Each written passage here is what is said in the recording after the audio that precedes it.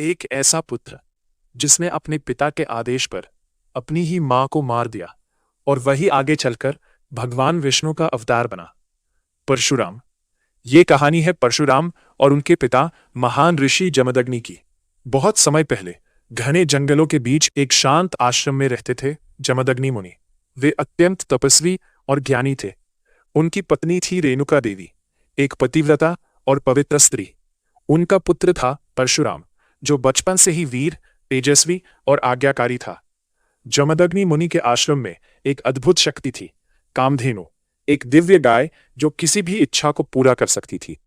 इसी कारण उनका आश्रम हमेशा समृद्ध और संतुलित रहता था। हर दिन की तरह एक सुबह रेणुका देवी नदी से जल लेने गई, लेकिन उस दिन कुछ अलग हुआ। नदी के किनारे उन्होंने एक गंधर्व को देखा जो अपनी सुंदरता और आकर्षण से सबका मन मोह रहा था।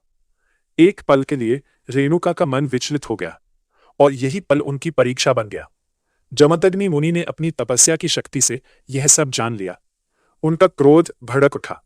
उन्होंने अपने पुत्रों को बुलाया और कठोर आदेश दिया, अपनी मां का वध करो। यह सुनकर सभी पुत्र डर गए। किसी ने भी यह पाप करने की हिम्मत नहीं की। लेकिन परशुराम, उन्होंने अपने पिता की आज्ञा को सबसे ऊपर माना। बिना किसी सवाल के उन्होंने अपना फरसा उठाया और अपनी मां का सिर काट दिया। आश्रम में सन्नाटा छा गया, लेकिन जमदग्नि मुनि प्रसन्न हो गए। उन्होंने कहा, मांगो, क्या वर चाहिए? परशुराम ने बिना देर किए कहा, माता को जीवित कर दीजिए। और उन्हें यह सब याद भी न रहे। ऋषि ने अपनी शक्ति से रेणुका देवी को पुनः जीवित कर दिया, जैसे कुछ हुआ ही न हो। लेकिन कहानी यही खत्म नहीं होती।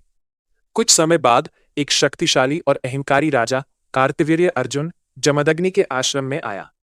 उसने कामधेनु की शक्ति देखी और लालच में आकर उसे छीनने की कोशिश की। जब जमदग्नि मुनि ने मना किया तो राजा ने क्रोध में आकर उन्हें मार डाला और आश्रम को नष्ट कर दिया।